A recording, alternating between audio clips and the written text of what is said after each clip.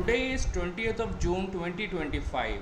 I am RA Mohit Kumar और कल से हमने ये सीरीज स्टार्ट करी थी जिसमें हम ग्लोबल फैक्टर्स के बारे में बात कर रहे हैं जो कि इंडियन स्टॉक मार्केट को इन्फ्लुएंस कर सकते हैं बहुत ही शॉर्ट टर्म में, राइट। तो वी डिस्कस्ड कुछ फैक्टर्स जैसे जियो political factors, Jio economic factors and geo strategic factors. जल्दी से रिवाइज कर लेते हैं कल कौन कौन से फैक्टर्स के बारे में हमने बात करी थी। तो starting of with Jio political factors.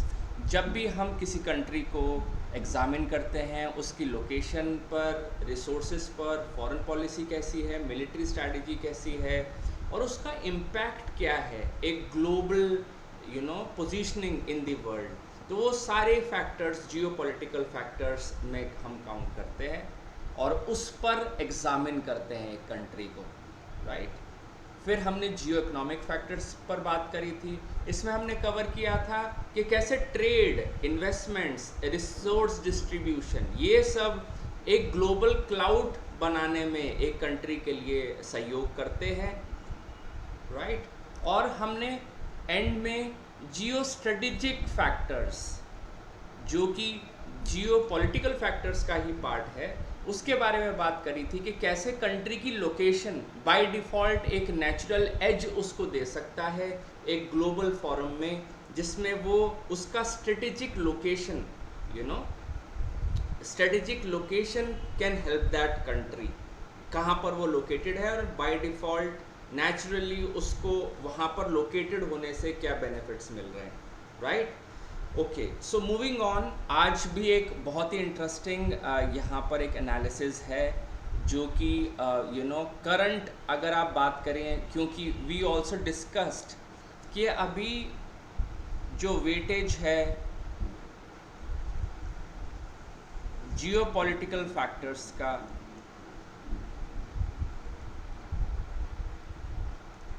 सबसे ज़्यादा है weightage, right.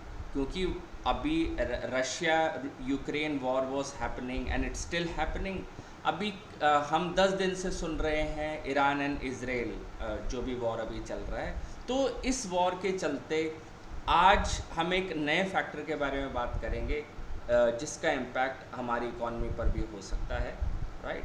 Let's just get on with that factor. So we were discussing, I showed you this map और कैसे ये जो रेड लाइन है जो भारत की मुंबई से स्टार्ट होकर के रशिया के सेंट पीटर्सबर्ग तक जा रहे हैं जहाँ पर बहुत सारे पड़ाव हैं। तो बीच में एक पड़ाव छाबहार के बारे में हमने बात किया था कि कैसे हमें 10 साल का इंडिया को कॉन्ट्रैक्ट मिला था 2024 में for operation in this port, right. So we discussed कि कोई भी एस्केलेशन होता है तो यहाँ पर it would be because India is having economic stakes there, right. तो उसका इम्पैक्ट आने वाला है। लेकिन आज एक नए फैक्टर के बारे में बात करते हैं which is somewhat related, but then let's see. So in front of you is a chart which is a chart of crude oil, right. तो ये नोटिस किया गया कि अराउंड 7th of May 2025 को क्रूड ऑयल का price $55 पर barrel था, right. जो कि अब अगर हम देखें एक दो दिन पहले इट टच्ड 75 लेवल्स, राइट। और अगर ये ट्रेंड कंटिन्यूड रहता है और यहाँ पर एक ब्रेकआउट मिलता है, right. Let's just put this line here. Because there is this pattern which is also developing, so we discuss lot of patterns. तो यहाँ पर भी एक pattern है। तो this could be one shoulder, this could be the head, और अगर price यहाँ से consolidate करके ऊपर breakout देता है, right? So जितना मूव यहाँ से यहाँ पर हुआ वो हम यहाँ पर प्रोजेक्ट कर पाएंगे एंड इन दैट सेंस वो अराउंड 90 का लेवल भी आ सकता है। तो guys you tell me, India की डिपेंडेंस क्रूड ऑयल पर बहुत ज़्यादा है। We are net importers of crude oil और अगर यहाँ पर कुछ भी उछाल आता है क्रूड ऑयल में तो you tell me is it going to be good for the economy? Right, so we need to be concerned there, right? तो अगर कोई भी escalation होता है तो crude oil का let me just also show you the price levels, right? Let me just zoom out a bit.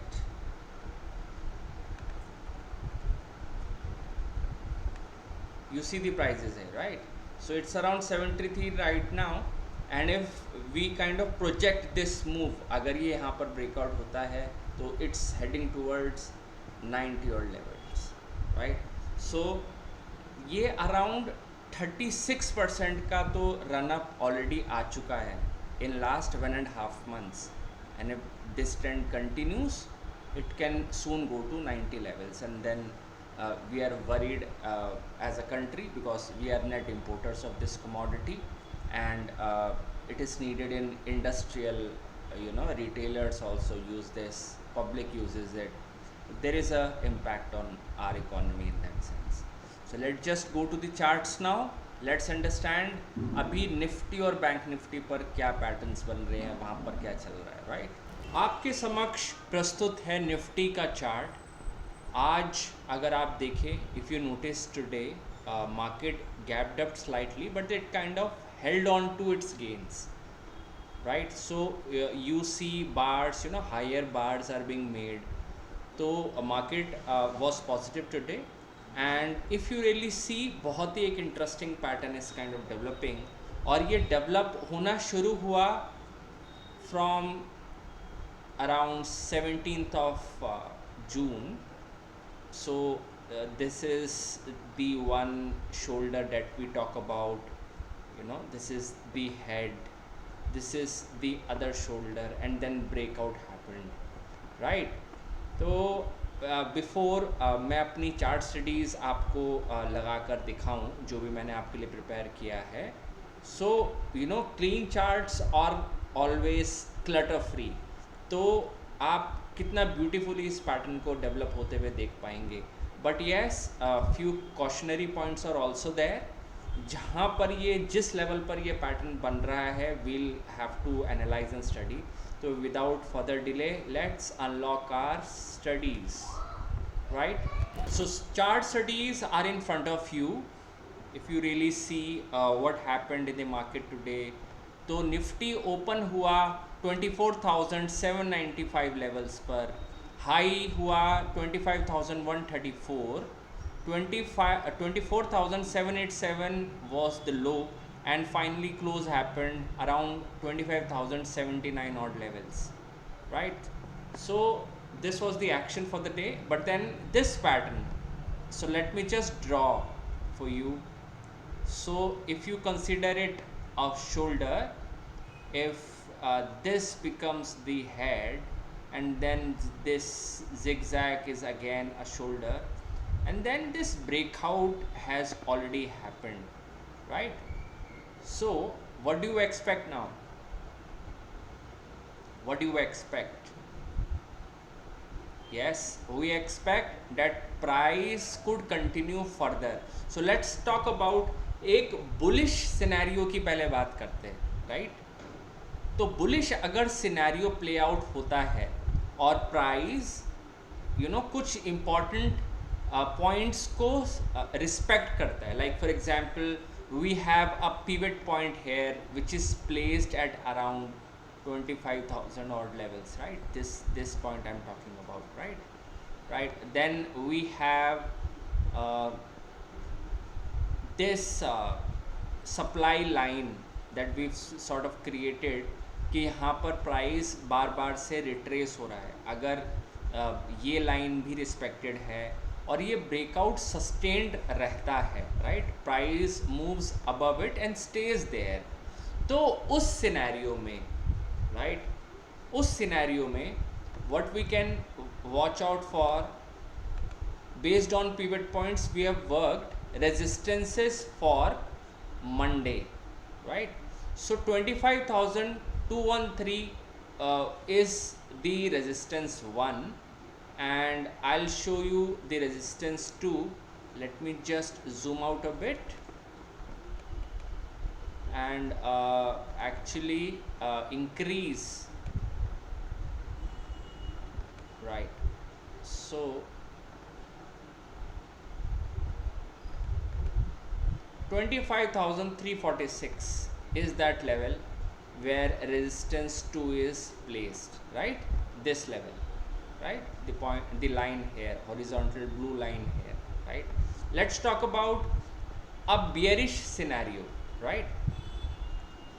So again, let's move to our base chart, right? So if this pivot point is not respected, which is at 25,000 odd levels, अगर यहाँ पर price इसको break करता है और sustain करता है, right, then we looking at the first support जो कि प्लेस्ड है 24,866 पर, और अगर ये भी सस्टेन नहीं हो पाता, in that sense support 2 gets activated और यहाँ पर 24,652 इज़ दैट लेवल जहाँ पर आ सकता है. अच्छा, इसके साथ साथ यहाँ पर इस पैटर्न का नेगेशन भी होगा. जो पैटर्न ये बनने लग रहा है from 17th of June and finally 20th of June को यहाँ पर ये ब्रेकआउट आ रहा है.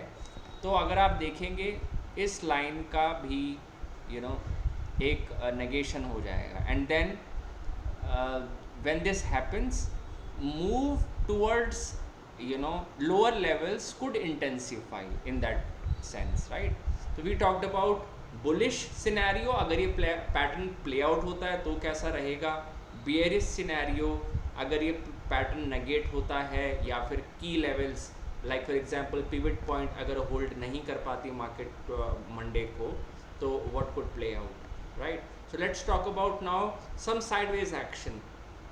अगर साइडवेज ही मार्केट रहता है, so will have to see कि अगर इस पैटर्न को it's kind of not giving a great breakout, कोई बहुत बड़ा गैप अप नहीं हो रहा है, स्टिल उस सिनेरियो में भी पिवट पॉइंट को भी अगर उसके आसपास भी अगर प्राइस है, तो then we say that market बहुत ज़्यादा बुलिश भी नहीं है, बियरिश भी नहीं है, लेकिन एक साइडवेज एक्शन दिखा सकते हैं और हमें सब्सिक्वेंट डेज के लिए वेट करना पड़ेगा to take further action in the market. So this is all for Nifty. Now let's talk about Bank Nifty. अब बैंक निफ्टी चार्ट पर देख लेते हैं कि कौन से चार्ट पैटर्न्स बन रहे हैं and depending upon pivot points कौन से मेजर सपोर्ट्स एंड रेजिस्टेंसेस हम देख सकते हैं. So yes, this is one shoulder, this is the head, this is the other shoulder. So the pattern name is inverse head and shoulder. जो Nifty में pattern बन रहा है, यहाँ पर भी सिमिलर सा पैटर्न बन रहा है. ब्रेकआउट बहुत डिसाइसिव तो नहीं है यहाँ पर, लेकिन अगर pivot points are getting held which is at 56,000, 35 और 36 ऑड लेवल्स, अगर ये पिवट रिस्पेक्टेड है तो this move if breakout sustains bullish scenario में फर्स्ट रेजिस्टेंस प्राइस को मिल सकता है 56,503 लेवल्स पर. Second resistance could come at 56,793, right? अगर this is for the bullish scenario, अगर ये ब्रेकआउट सस्टेन होता है.